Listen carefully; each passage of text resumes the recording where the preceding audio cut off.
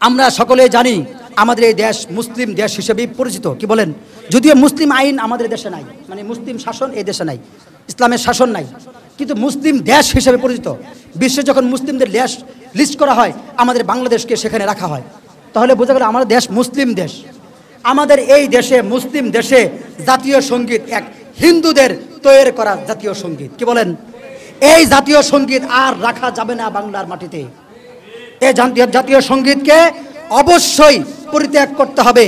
বাংলার মানুষের মধ্য থেকে একজন কবির মাধ্যমে জাতীয় সঙ্গীত বানিয়ে সেইটাকে জাতীয় সঙ্গীত বানাতে হবে। এই রবীন্দ্রনাথ ঠাকুরের এই কবিতা আমাদের বাংলার মাটিতে চলবে না। চলবে না কারণ কি? এই জাতীয় সঙ্গীতের ভিতরে শিরকি কথা রয়েছে। কি রয়েছে? মানুষ এগুলো দেখে না। এই যে ওইটার ভিতরে রয়েছে যে আমি তোমায় ভালোবাসি, পরে কি চিরদিন তোমার আকাশ। আকাশ কার? এই বাংলাদেশের আকাশ আপনার? আল্লাহ তাআলা কোরআনে বলতেছেন এই আসমান এবং জমিনের মালিক আমি। আল্লাহ বলতেছেন এই মালিক আমি। আর ওই জাতীয় সঙ্গীত কবিতার ভিতরে আছে চিরদিন তোমার আকাশ। এই তোমার বলতে বোঝাইছে এই বাংলার।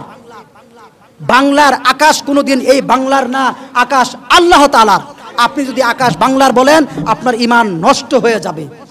চিরদিন তোমার বাতাস, এই তোমার বলতে বোঝাইছে এখানে এই বাংলার বাতাস। বাতাস কি বাংলার? বাতাস কি বাংলাদেশের? বাংলাদেশের যে বাতাস, কালকে রাতে যে গরম গেছে, এই গরমের মধ্যে বাতাস চালাই নাই কেন বাংলাদেশের মানুষ? কি বলেন? গরম গেছে না কালকে রাতে? অনেক গরম গেছে না? তো অনেক গরমের মধ্যে বাতাস যদি বাংলাদেশেরই হয়, তাহলে বাংলাদেশের রাষ্ট্রীয় শাসন ক্ষমতায় আছে, এখন যারা আছে তোরা বাতাস চালাই দেয় নেই কেন? ওদেরই বাতাস। বাতাস কার বলেন? আল্লাহর বাতাস, বাংলাদেশের বাতাস না, এই পৃথিবীর কারো বাতাস না।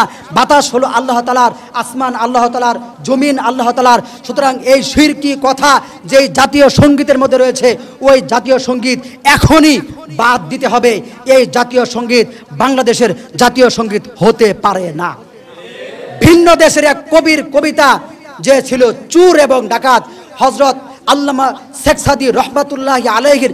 আপনারা তো জানেন না এগুলো, বাংলাদেশের মানুষ এগুলো জানার চিন্তাও করে না।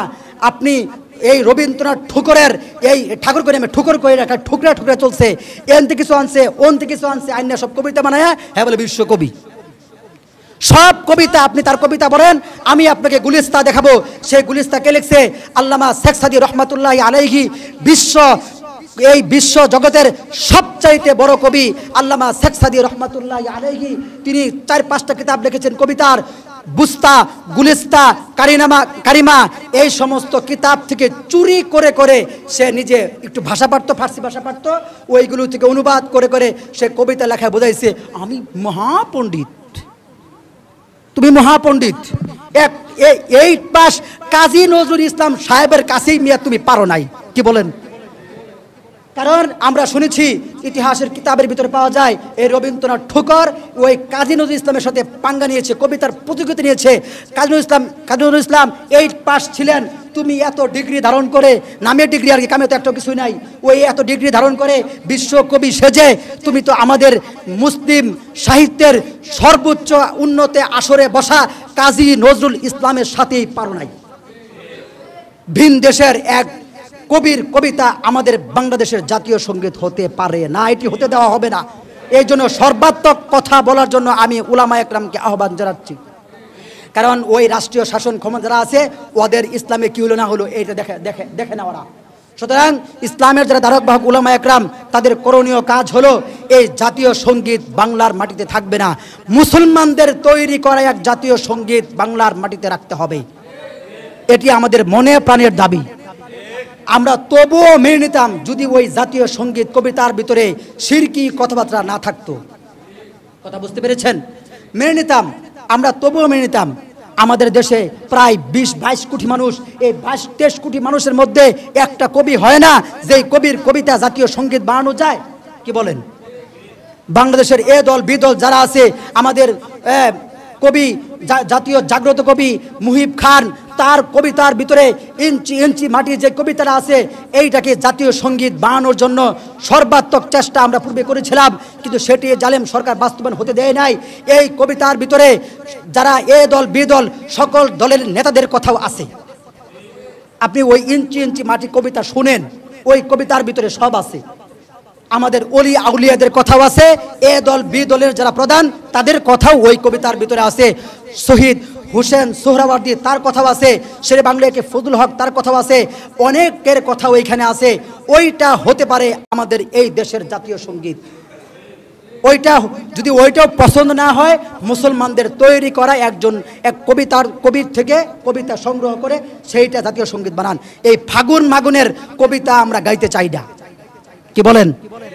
এই ফাগুন মাগুনের কবিতা আমরা গাইব না, এটি আমাদের কবিতা না, এটি অমুসলিমদের কবিতা, অমুসলিম কবির কবিতা, ভিন্ন দেশের এক ভিন্ন কবির কবিতা। এটি আমরা মানি না, এটি আমাদের দেশে চলবে না, এটি বন্ধ করে দেন। যারা রাষ্ট্রের দায়িত্বে আছেন আপনারা এই কবিতা বন্ধ করে দেন। এই আমার সোনার বাংলা, আমি তোমায় ভালোবাসি চিরদিন, তোমার আকাশ তোমার বাতাস, এর বাতাস তার বাতাস, এই ফাগুন মাগুন আমরা আর বলতে চাই না, কি বলেন?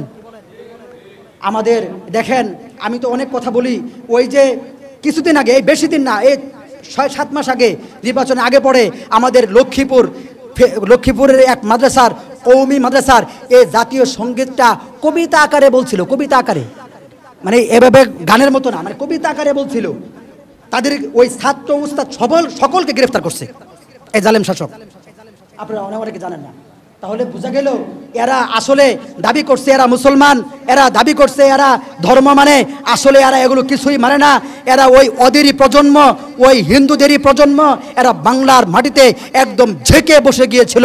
আল্লাহর রহমতে মানুষের চেষ্টা প্রচেষ্টায় এ জালেমকে দূরে সরানো সম্ভব হয়েছে মানুষের জন্য। সেই জন্য আমরা এই জাতীয় কবির এই যে বিশ্বকবির জাতীয় কবিতা এটা আমরা রাখবো না। আমরা আমাদের জোর দাবি আমরা জানাচ্ছি, সকল মুসলমানদেরকে আওয়াজ তোলার জন্য আমি আহ্বান জানাচ্ছি।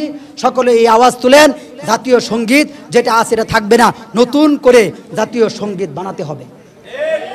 আমরা তো জাতীয় পতাকার বিরোধিতা করি না, কি বলেন?